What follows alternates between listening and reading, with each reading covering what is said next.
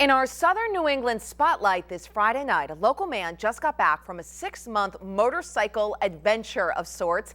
Neil Malik traveled from Providence to Brazil, and he joins us now live in our newsroom to talk about it. Hi there. Hi, Allison. How are you? Good. What inspired you to do this? I got the idea about 10 years ago. A guy told me he rode a motorcycle down to Mexico, and like most of the ideas, it kind of festered, and I said, I've got to do something like that. I had sailed my sailboat there in 2006 and wound up sailing to Europe and then to Brazil, and I thought this would be cool to be able to ride my motorcycle from the U.S. to Brazil. I didn't even know if that was possible. But you did it. I did it. At 10 years, it sort of bugged me. Things start to bug me, and then I said, I've got to do that. Yeah, I can relate to that. That's super cool. I did the same thing. So you get on your bike. What kind of bike were you on? What did you decide? I had what's known as an Enduro bike, which is basically a souped-up dirt bike. It was a Kawasaki KLR 650, which the Enduro, there's only a few Enduro bikes, but it's made to travel with bags and gear.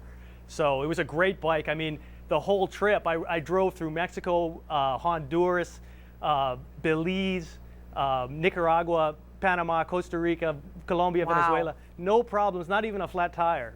Until you reached Panama, right? Oh, in Panama, a little bit of a bump. What I discovered in Panama, Allison, was that Panama and Colombia are not connected by road. No, not at all. Right. So what did you do? I had to arrange a boat to put my motorcycle on, which would bring us over to Colombia. That took me about almost 2 months to figure that out, and that was a little strange. But how much planning goes into something like this? Are you sort of winging it as you go, or did you plan the whole thing from start to finish, and then you just sort of navigated around some issues that popped up? You know, I meditate for about 10 years on things like this, and then when it happened, I literally bought the bike. I made a rack system in one afternoon.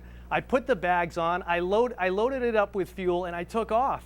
I didn't even have much motorcycle experience. I had rented a dirt bike a couple times in Brazil when I had flown down. And you've survived to tell your story I survived. All this time later. Now, you speak 6 languages. That's true. So you sound like an overachiever to me, a type A personality. So what comes after this? I mean, how do you top this? You did the sailboat, you did the motorcycle journey, now what? You know, I have a buddy that's a pilot, and he said, why don't you fly to Brazil? And I thought to myself, why don't I buy or rent one of those Cessnas and try to fly to Brazil on my next trip? Now, I'm going to need about 5 years to sort of get my license and get it together. And I need a little money, too.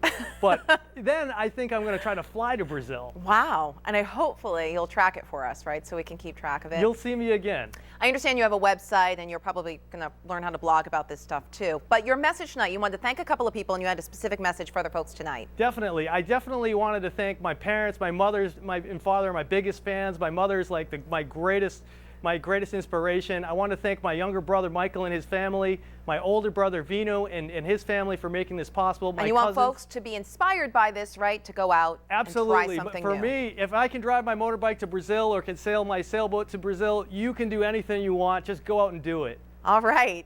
Some inspiring words. I've got a whole list of things now. Okay. Thanks, Neil. We appreciate your time. Okay. Beautiful day. Yeah. Beautiful night.